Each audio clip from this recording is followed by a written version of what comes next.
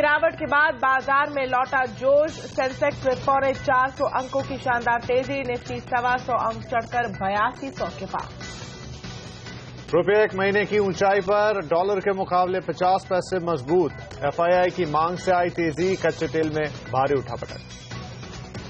भारतीय एविएशन के आसमान में कल से चमकेगा एक नया सितारा। दिल्ली मुंबई रूट पर उड़ेगी विस्तारा की पहली फ्लाइट। पूर्व प्रमोटर अजय सिंह ने विमान मंत्रालय को सौंपा स्पाइस जेट का रिवाइवल प्लान। इधर कतर एयरवेज ने जताई इंडिगो में 49% हिस्सा खरीदने की दिलचस्पी।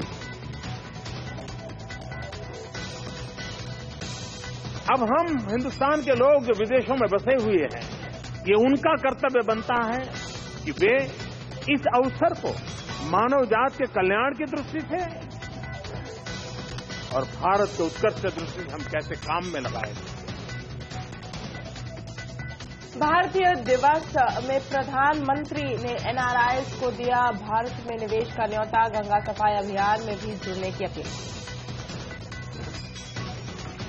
एफपीओ और राइट्स इश्यू में छोटे निवेशकों की भागीदारी बढ़ाने की कोशिश में है सेबी। कंपनियों के लिए पैसे जुटाने के नियम आसान बनाने के डिस्कशन पेपर जारी किया। ऊर्जा मंत्रालय को रद्द करनी पड़ी तमिलनाडु और ओडिशा के 2 अल्ट्रा मेगा पावर प्लांट्स की बिडिंग प्रक्रिया। निजी कंपनियों ने फाइनेंस की दिक्कत के चलते खींचे हाथ। और ऑटो कंपनियों के बाद कंज्यूमर ड्यूरेबल कंपनियों ने भी ग्राहकों पर डाला बढ़े हुए एक्साइज का बोझ। 5% तक महंगे हुए एसी, फ्रिज और टीवी।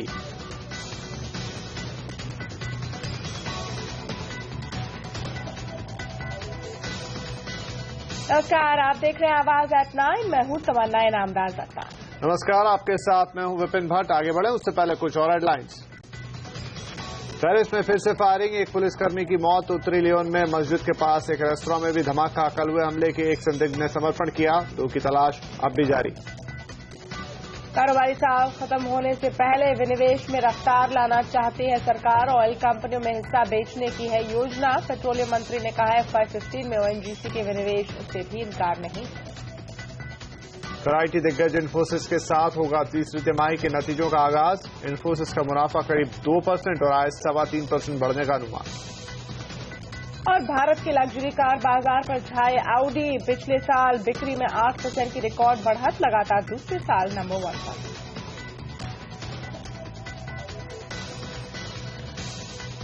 आज का दिन भारतीय बाजारों के लिए काफी शानदार दिन रहा। पिछले 2 दिनों की गिरावट भुलाकर सेंसेक्स ने आज 450 अंकों की छलांग लगाई और निफ्टी भी एक बार फिर 8,200 के पार जाने में कामयाब रहा। इधर रुपया भी डॉलर को पछाड़कर 50 पैसे की मजबूती के साथ बंद हुआ है, लेकिन कच्चे तेल में उठापटक का दौर जारी है। कल से रिजल्ट सीजन भी शुरू हो रहा है और इसका आगाज होगा इन्फोसिस के नतीजों के साथ। इन सब खबरों की डिटेल्स देने के लिए अब हमारे साथ है मार्केट रेटर अनिल सिंह भी, हमारे सहयोगी हेमंत घई और साथ में आशीष वर्मा भी। लेकिन पहले बात कर लेते हैं बाजार की। अनिल जी, आज बाजार में किस तरह का कारोबार हुआ? हमने देखा कि आज बाजार में भरपूर जोश था। दुनिया भर के बाजारों से राहत के संकेत आने के बाद भारतीय बाजारों ने जबरदस्त तेजी से रिकवरी दिखाई। पिछले 2 दिनों की तेज गिरावट से आज उबरने में कामयाब रहे। शुरुआत भारतीय बाजारों ने बेहद मजबूती के साथ की, लेकिन बेहतरीन बात यह रही कि एक गैप अप ओपनिंग के बावजूद भारतीय बाजार लगातार अपनी बढ़त बनाने में कामयाब रहे और सेकंड हाफ भारतीय बाजारों के लिए बेहद शानदार रहा। 8,200 के पार निकलकर जब बाजार टिकते हुए नजर आए तो दिग्गजों में खरीदारी और तेज होती दिखी। 1.5 से 2.25% की मजबूती सेंसेक्स और निफ्टी दिखाने में कामयाब रहे और दिन के हाई पॉइंट के आसपास बंद होने में दोनों ही इंडाइसेस कामयाब रहे। लेकिन इनसे ज्यादा मजबूती थी मिड कैप और स्मॉल कैप शेयरों ने, जो सुबह से ही काफी जबरदस्त परफॉर्मेंस दे रहे थे। फाइनली मिड कैप इंडेक्स 2.25% और स्मॉल कैप इंडेक्स भी दिन के हाई पर 2.25% से ज्यादा के गेंस के साथ बंद हुआ और यही वजह थी कि बढ़ने वाले शेयरों की तादाद आज सुबह से काफी बेहतरीन थी। मार्केट ब्रेड काफी मजबूत, लगभग 1170 स्टॉक पॉजिटिव बंद होने में आज कामयाब रहे, वो भी भारी भरकम वॉल्यूम्स के बीच में। ट्रेडर्स फिर से एक्शन में लौटते हुए दिख रहे हैं। 2,11,000 करोड़ के आसपास का कारोबार आज हुआ। रेट सेंसिटिव स्टॉक्स ने आज तेजी को लीड करने का काम किया। लोगों को लग रहा है कि भारतीय बाजारों में ब्याज दरों में कटौती की आगे पीछे संभावना है। प्राइवेट बैंक्स आप देखिए, कोटक, ICICI, HDFC जैसे दिग्गज काफी तेजी से उछले, वहीं PSU बैंक्स भी पीछे नहीं थे। एसबीआई के नेतृत्व में यहाँ अच्छी तेजी देखने को मिली। एक और rate sensitive sector real estate में आज जबरदस्त उछाल दिखा। डीएलएफ, यूनिटेक, आईबुल जैसे शेयरों में एक तेज खरीदारी होती नजर आई और ऑटो शेयर भी तेज रफ्तार में थे। टाटा मोटर्स के जेएलआर यूके के शानदार आंकड़ों के बाद यहां तो तेजी दिखी। टीवीएस और अशोक लीलैंड दोनों ही लगातार दूसरे दिन मजबूत थे, लेकिन असली मजबूती दिखी ऑयल मार्केटिंग कंपनियों के शेयरों में। रुपए की मजबूती और क्रूड के स्थिर दाम, ये दोनों ही पॉजिटिव फैक्टर्स आज इन कंपनियों के काम आते नजर आए। एचपीवीपी ने बड़ी छलांग लगाई। वहीं इसके बाहर ऑयल एंड गैस स्पेस में केन इंडिया, गेल और ओएनजीसी जैसे दिग्गजों ने भी काफी सहारा दिया। डिफेंसिव होने के बावजूद एफएमसीजी शेयरों की खरीदारी बरकरार है, लेकिन आज लीवर के बजाय आईटीसी में तेजी ज्यादा नजर आई। इनके अलावा मेटल शेयरों में ग्लोबल रिकवरी के साथ ही जेएसपीएल, हिंडाल्को, टाटा स्टील जैसे शेयर तेजी से चमकते हुए नजर आए। पावर शेयरों में भी टाटा पावर, एनटीपीसी जैसे दिग्गजों में आज खरीदारी साफ तौर पर दिखी। वहीं फार्मा शेयरों में चुनिंदा खरीदारी दिखी।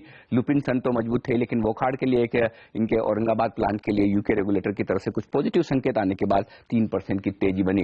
कैपिटल गुड शेयरों में भी भेल और क्रॉम्पटन में एक एफआईएस की तरफ से अपग्रेड आने के बाद खरीदारी लौटती हुई नजर आई।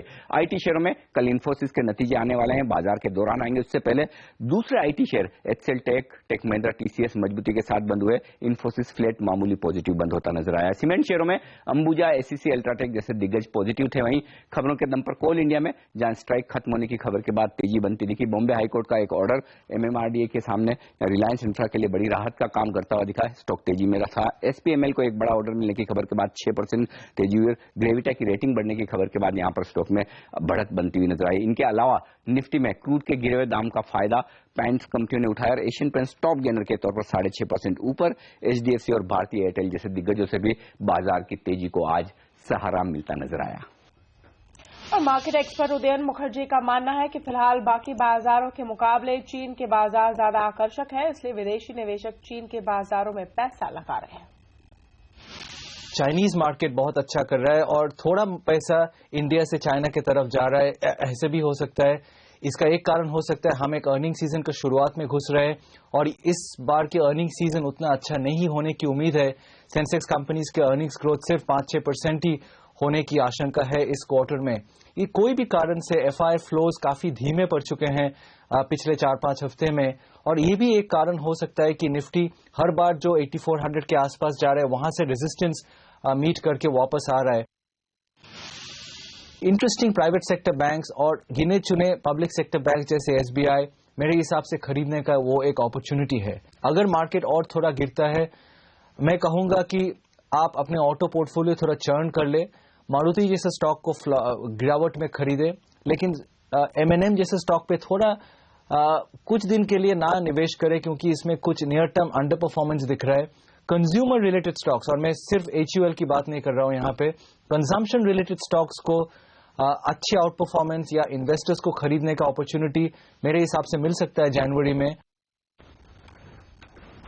आइए अब चलते हैं हेमंत के पास और अमेरिकी बाजारों के जरा हालचाल जानते हैं। हेमंत, अमेरिकी बाजारों में कल के लिए अच्छे संकेत दिख रहे हैं, तो अच्छी खासी बढ़त भी है। क्या उम्मीद करें कि यहां पर भी ये चीज दिखाई देगी भारतीय बाजारों में? यहाँ कल भी हमने देखा था कि ट्रिपल डिजिट गेन्स वहां पर देखने को मिले थे, और आज भी देखिए डाउ 250 पॉइंट के आसपास की तेजी दिखा रहा है, तो फिर से दूसरे दिन लगातार ट्रिपल डिजिट गेन्स वहां पर देखने को मिल रहे हैं। देखिए, जो चिंता थी ग्लोबल मार्केट को, वो दो वजह से थी।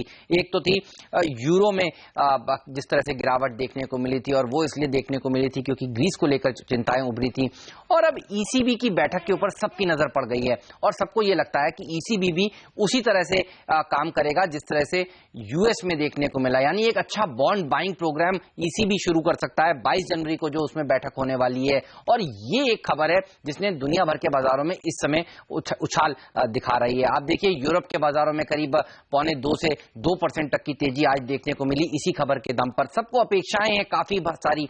ईसीबी ने अब तक काफी बार कहा है कि वो बॉन्ड बाइंग करेगा, स्टिमुलस लाएगा, लेकिन लाया नहीं है। लेकिन जिस तरह से अब दिक्कतें हो रही हैं यूरोप में, लगता है ईसीबी इस बार जरूर कुछ कड़े कदम उठाएगा, और वो कदम दरअसल लिक्विडिटी बढ़ाने की तरफ होंगे।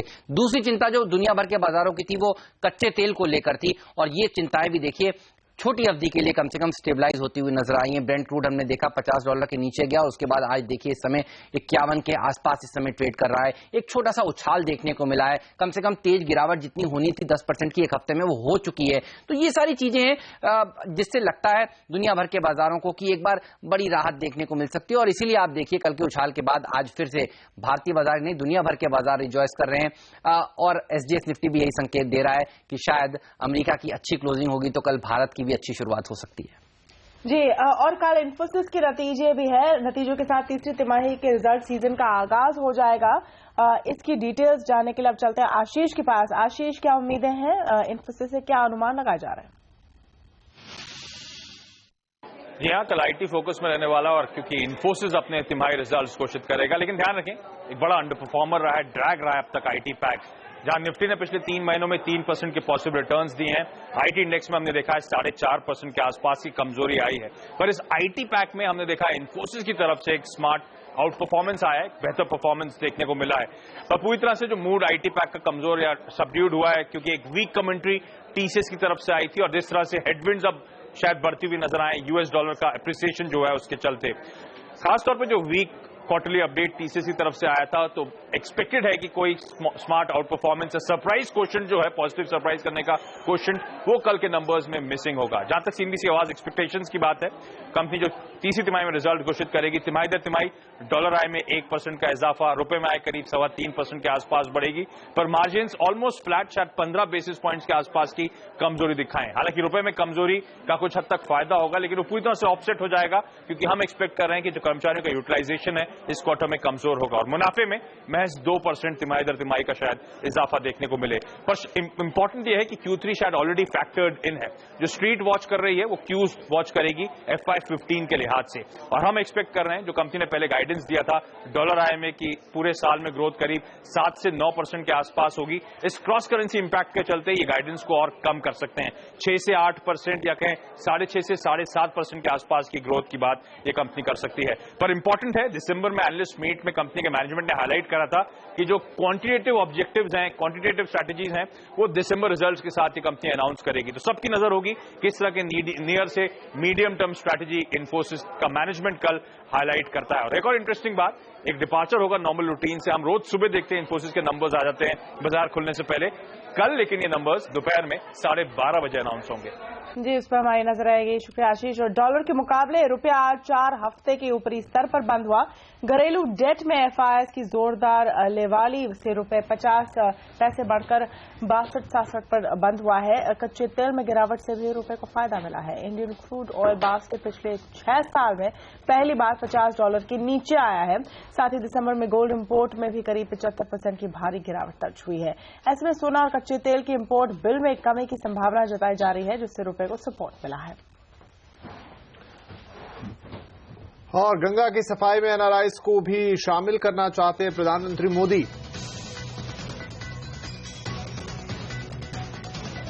और प्रवासी भारतीय दिवस पर पहुंचे एनआरआईज अपने देश के लिए क्या क्या कर रहे हैं, ये सब देखिए इस ट्वीट के बाद।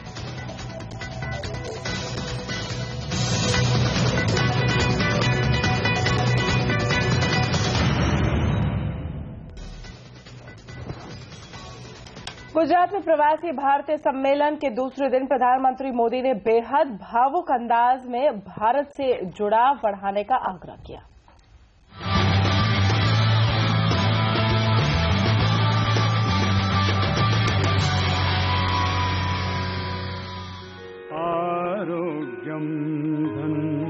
प्रवासी भारतीयों को भारत में निवेश बढ़ाने का न्योता दे रहे हैं। गांधीनगर में आज प्रवासी भारतीय दिवस के उद्घाटन के बाद मोदी ने कहा कि असीम संभावनाओं का देश भारत आज आपका इंतजार कर रहा है। इन्होंने नमामि गंगे अभियान में एनआरआई से बढ़ चढ़कर हिस्सा लेने का आग्रह किया है।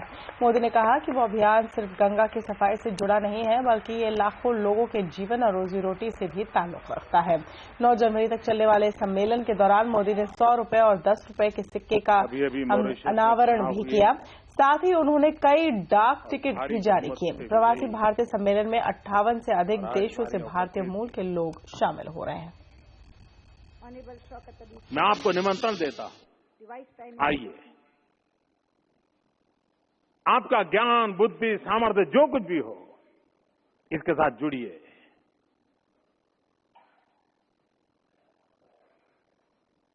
जो एनवायरमेंट में विश्वास करते हैं उनके लिए भी वहां भरपूर काम है।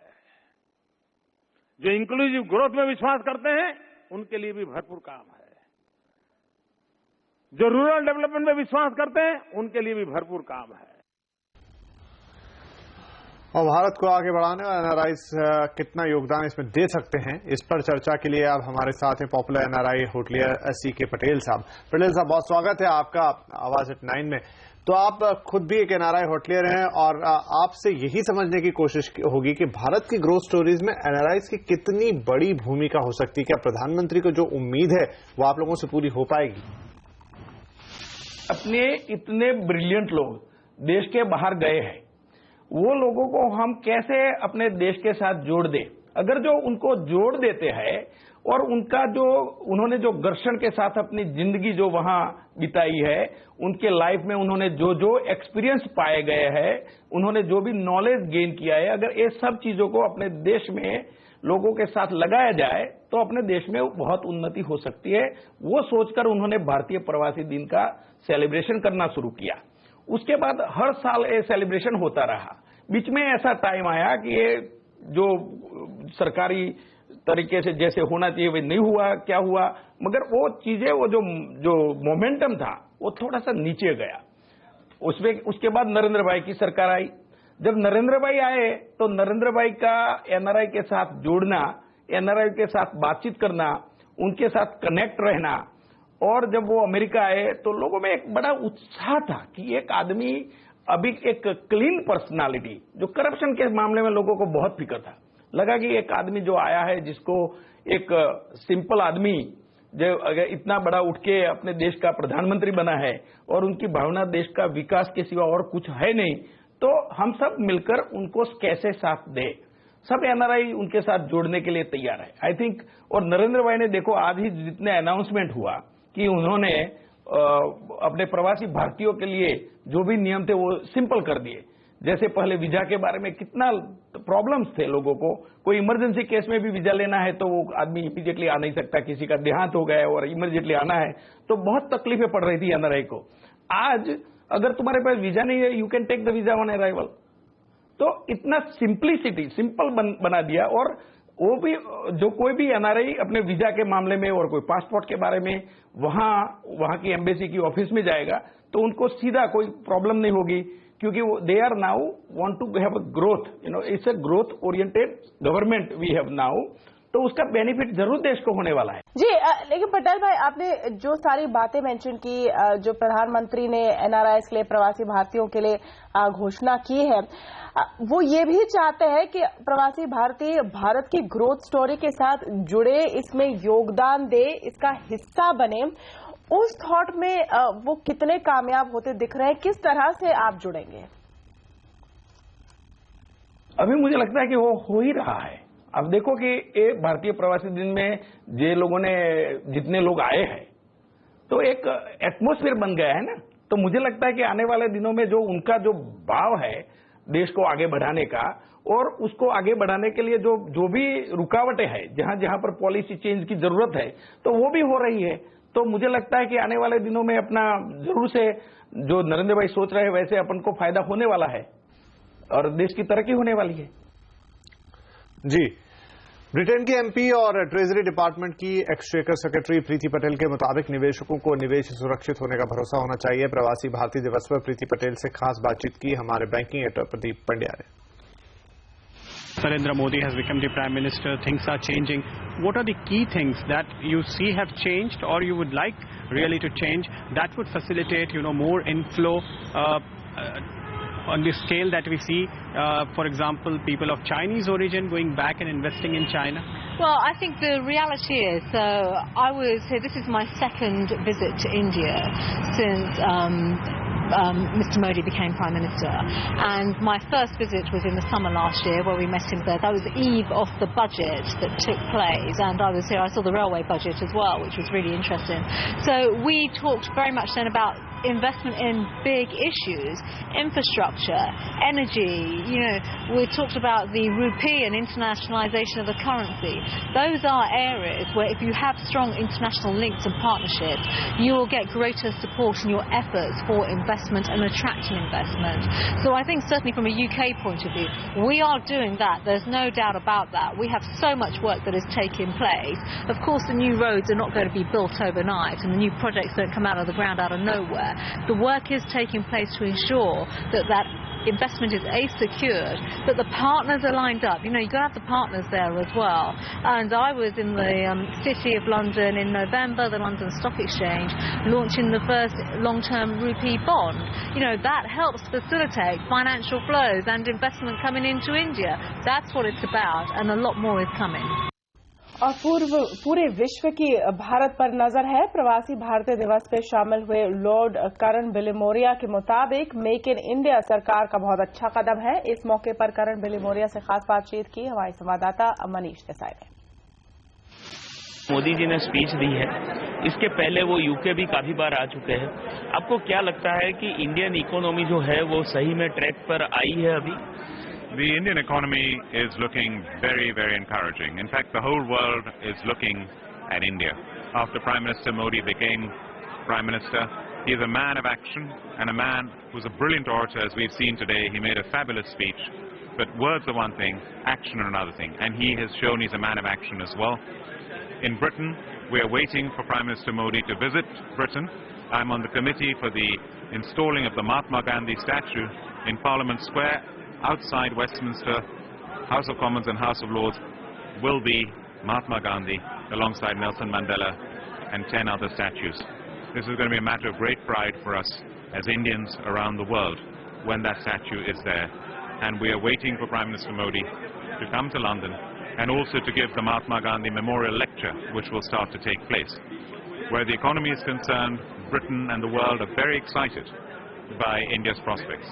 The Make in India initiative is very important. Manufacturing is key. There are already British companies like JCB, my own company Cobra, who have invested here in India, Molson Coors Cobra.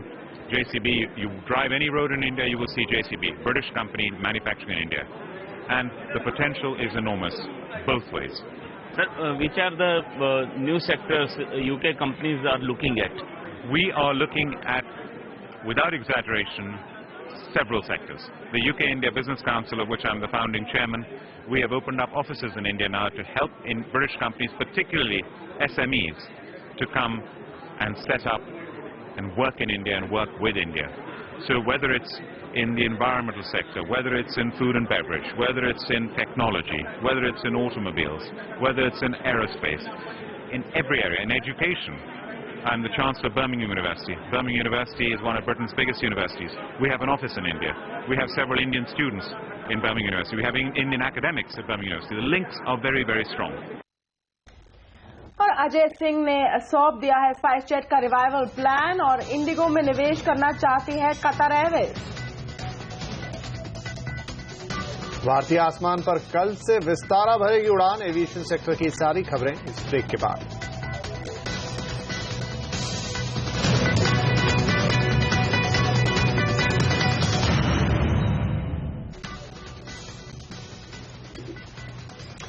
Tata sons का एक बार फिर airline शुरू करने का सपना 60 साल बाद कल पूरा होने जा रहा है। टाटा सन्स और सिंगापुर एयरलाइंस की जॉइंट वेंचर विस्तारा एयरलाइंस 9 जनवरी से दिल्ली मुंबई रूट से अपनी शुरुआत कर रही है। जानकारों का मानना है कि विस्तारा की सर्विस के साथ देश के एयर पैसेंजर्स के लिए भी अच्छे दिनों की शुरुआत हो सकती है।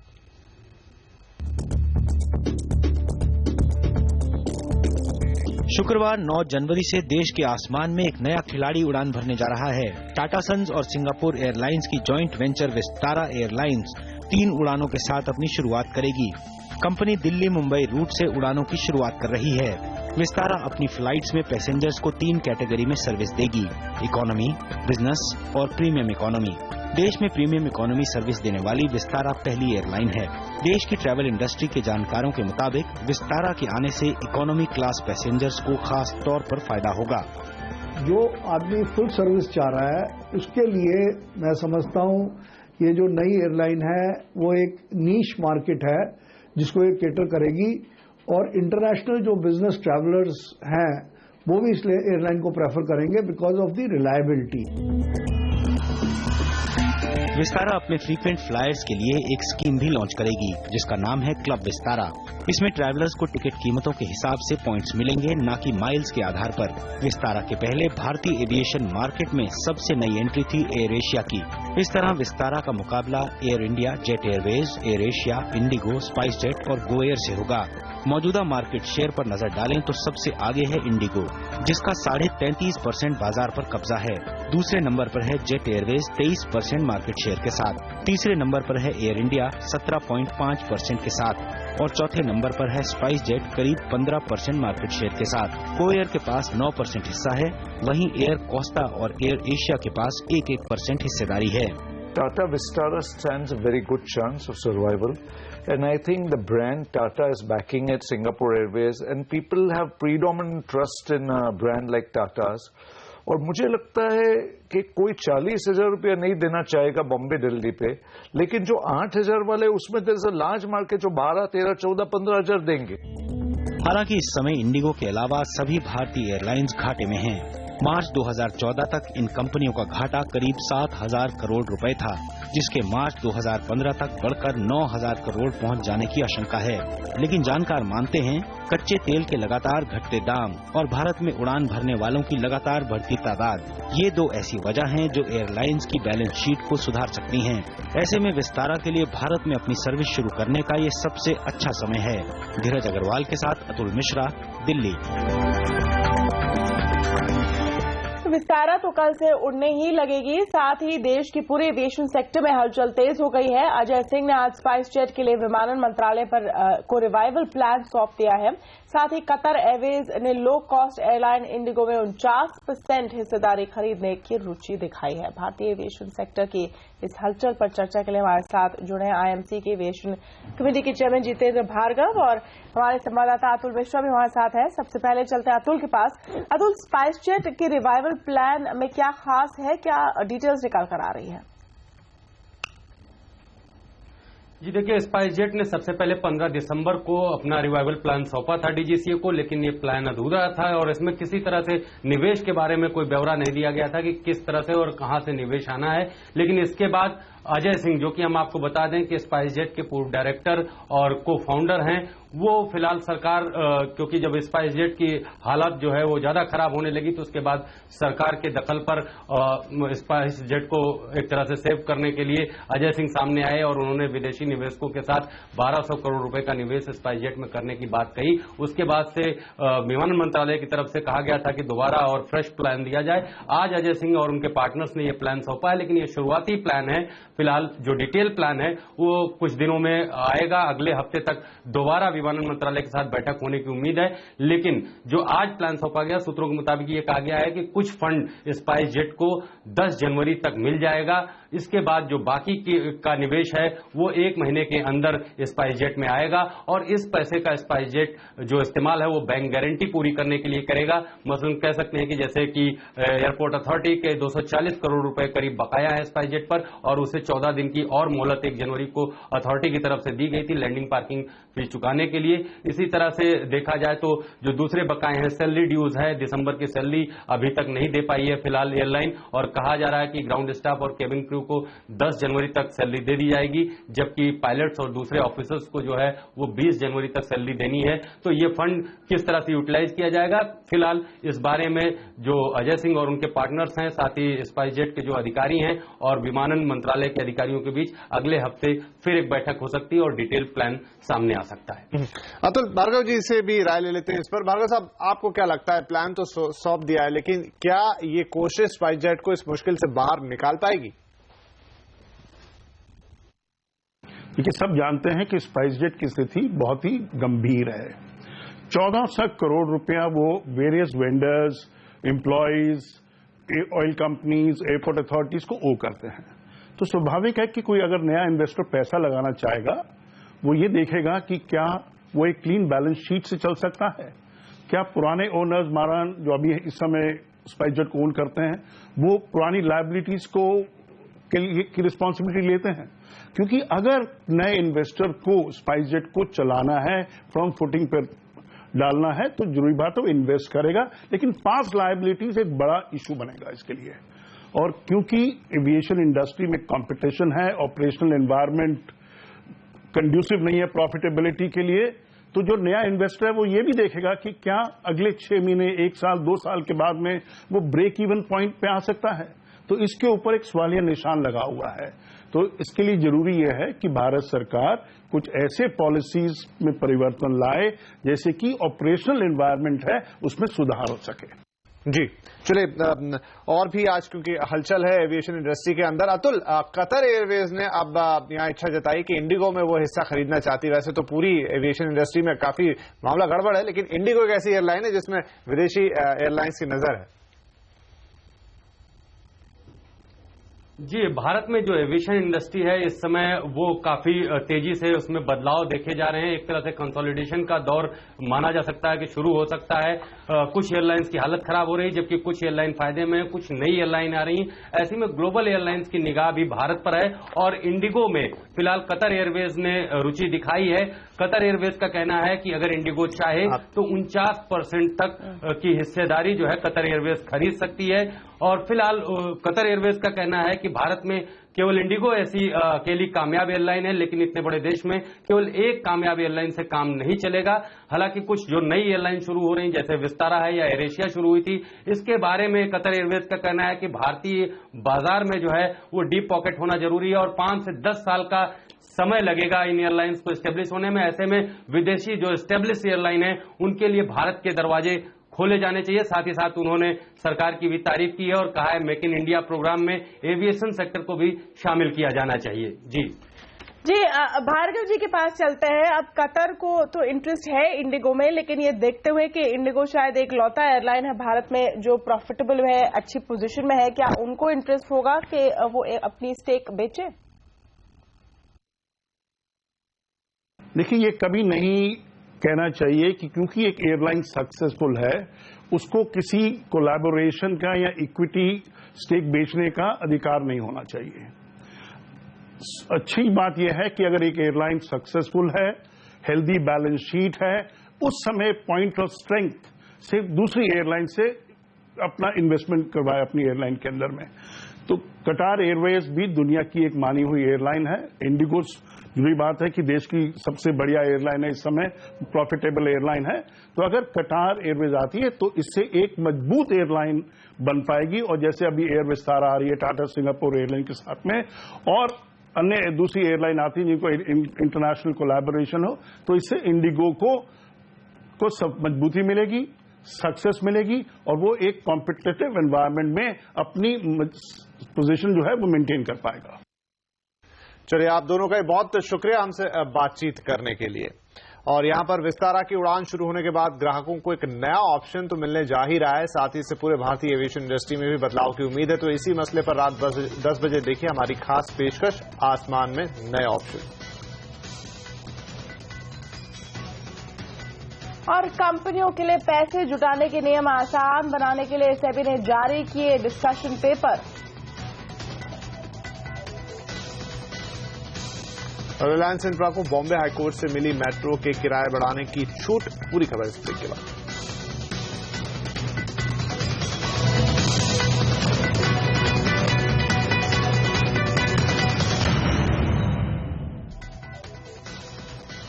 मार्केट रेगुलेटर सेबी ने शेयर बाजार से पूंजी जुटाने के नियम आसान करना चाहता है और इसके लिए सेबी ने एक डिस्कशन पेपर भी जारी किया है। दरअसल सेबी की कोशिश है कि शेयर बाजार में छोटे निवेशकों की भागीदारी बढ़ाई जाए और इसलिए वो एफपीओ और राइट्स इशू के नियम को आसान बनाने की कोशिश में है।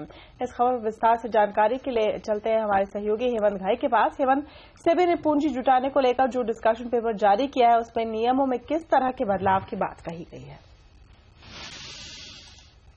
सेबी ने आज एक डिस्कशन पेपर दरअसल जारी किया है और इस डिस्कशन पेपर के चलते 30 जनवरी तक सुझाव मांगे गए हैं पब्लिक से।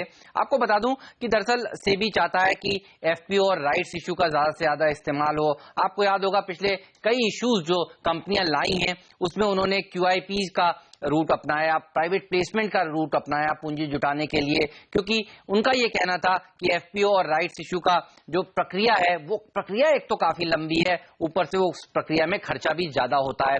तो इसीलिए सेबी ने एक कमेटी का गठन किया जिसमें हर तरह के रिप्रेजेंटेटिव्स को उन्होंने डाला। स्टॉक मार्केट्स के रिप्रेजेंटेटिव थे, डिपोजिटरीज थे, मर्चेंट बैंकर्स थे, स्टॉक एक्सचेंजेस के रिप्रेजेंटेटिव्स थे, और इन रिप्रेजेंटेटिव्स ने मिलकर एक सुझाव दिया है और वो सुझाव प्राइमरी मार्केट एडवाइजरी कमेटी के सामने पेश हुआ। और अब माना यह जा रहा है कि दरअसल राइट्स इशू की प्रक्रिया को और जो समय लगता है राइट्स इशू लाने में उसको कम किया जाएगा। आपको याद होगा ये पहली बार नहीं है सेबी ने इस तरह की प्रक्रिया को आसान बनाने की कोशिश की है। पहले भी ये प्रक्रियाएं आसान बना चुकी है सेबी, लेकिन उसके बावजूद हम देखते हैं कि कंपनियां दरअसल इन रास्तों को नहीं चुनती है, क्यूआईबीज और प्राइवेट प्लेसमेंट जैसे रास्तों को चुनती है, क्योंकि आसान बनाने के बावजूद ये प्रक्रिया अभी भी काफी जटिल है। मिसाल के तौर पर 2009 में 10,000 करोड़ रुपए का एक कैप था और इस कैप में हमने देखा था काफी कम कंपनियां गिरती थी। अब इस कैप को घटाकर अक्टूबर में 3,000 करोड़ रुपए का कर दिया। अब सुझाव यह आ रहा है कि दरअसल 250 से 3,000 करोड़ रुपए के मार्केट कैप वाली कंपनियों के लिए फास्ट ट्रैक रूट अपनाया जाए। इस तरह की कई और सुझाव हैं जो दिए गए हैं और इसके ऊपर पब्लिक से ओपिनियन मांगी गई है। जी शुक्रिया। आईएनजी वैश्य और कोटक महिंद्रा के विलय पर दोनों ही बैंक के शेयर होल्डर्स ने मोहर लगा दी है। इससे पहले आईएनजी वैश्य बैंक के कई शेयर होल्डर्स विलय का विरोध कर रहे थे। हालांकि कुछ शेयर धारकों ने विलय पर हामी भर दी है, जिससे आगे का रास्ता साफ हो गया है। अब इस विलय के लिए रिजर्व बैंक और कॉम्पिटिशन कमीशन ऑफ इंडिया की मंजूरी भी लेनी होगी। इस विलय के बाद कोटक महिंद्रा बैंक देश का चौथा सबसे बड़ा निजी बैंक बन जाएगा। रिलायंस इंफ्रा के लिए बड़ी राहत की खबर है। कंपनी को बॉम्बे हाईकोर्ट ने मेट्रो के किराए बढ़ाने की मंजूरी दे दी है। इस राहत के बाद कंपनी कल से मेट्रो के किराए बढ़ा सकती है। किराए बढ़ाने के खिलाफ महाराष्ट्र सरकार की अर्जी को भी खारिज कर दी गई है। दरअसल रिलायंस इंफ्रा ने मेट्रो का किराया बढ़ाकर 10 से 40 रुपए के बीच रखने का फैसला लिया था, जिसे राज्य सरकार ने हाईकोर्ट में चुनौती दी थी। प्रधानमंत्री मोदी ने अपने मंत्रियों से मांगे सरकारी खजाना भरने के नए नए तरीके। कहा 2-3 महीनों के अंदर दिखना चाहिए रिजल्ट। देखिए आवाज की एक्सक्लूसिव खबर इस के बाद।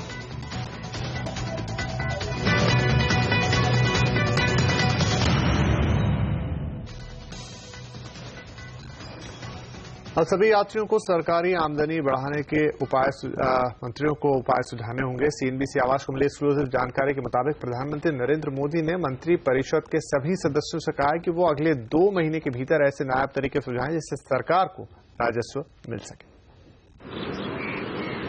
सरकारी खजाने में पैसा कहां से आएगा, इसकी चिंता अब सिर्फ वित्त मंत्रालय को ही नहीं करनी है, बल्कि दूसरे मंत्रालयों को भी इस काम में शामिल कर लिया गया है।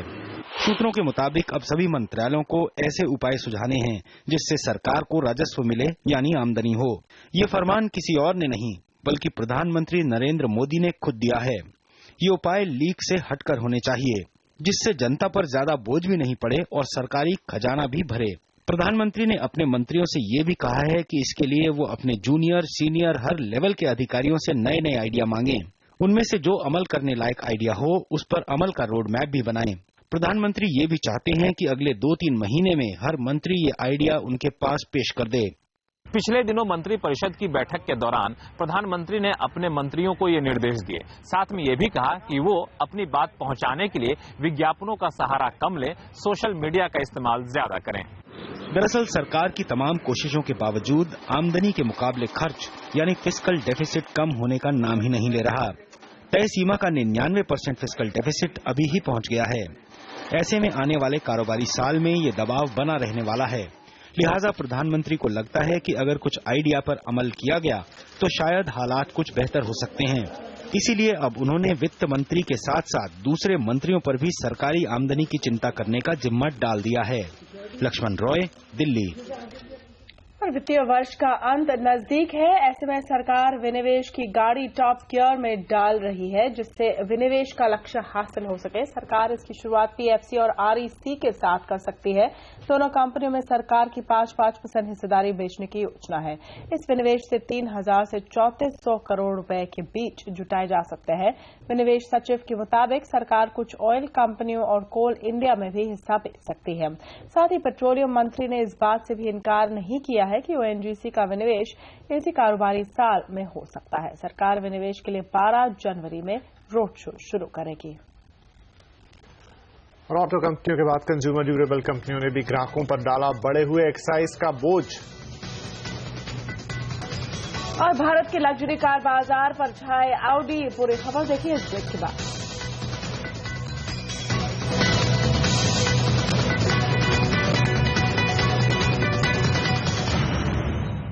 अगर आप टीवी, फ्रिज या फिर एसी खरीदना चाहते हैं तो आपकी जेब ज्यादा ढीली होगी। एक्साइज ड्यूटी और उत्पादन लागत में बढ़ोतरी का हवाला देकर कई कंज्यूमर ड्यूरेबल कंपनियों ने अपने प्रोडक्ट्स के दाम 5% तक बढ़ा दिए हैं। इनमें हायर, पैनासोनिक, गोदरेज अप्लायंसेज जैसी कंपनियां शामिल हैं। कंपनियों का कहना है कि एक्साइज ड्यूटी और उत्पादन लागत में बढ़ोतरी हुई है, जिसका बोझ अब वो ग्राहकों पर डाल रहे हैं। दरअसल सरकार ने एक्साइज ड्यूटी पर मिल रही छूट को आगे बढ़ाने से इनकार कर दिया है और इसके अलावा कमजोर रुपए ने भी कंपनियों की दिक्कतें बढ़ा दी हैं। देश के लग्जरी कार बाजार में ऑडी लगातार दूसरे साल नंबर 1 पर कायम है। 2014 में ऑडी की बिक्री 8% बढ़कर 10,851 यूनिट्स की हो गई है। कंपनी ने 2014 में ऑडी A3 सेडान और ऑडी A3 कार्बोले जैसे मॉडल्स लॉन्च किए हैं, जिससे बिक्री में ये बढ़ोतरी देखने को मिल रही है। लग्जरी कारों की फहरिस्त में ऑडी ने लगातार दूसरी बार रिकॉर्ड बिक्री की है।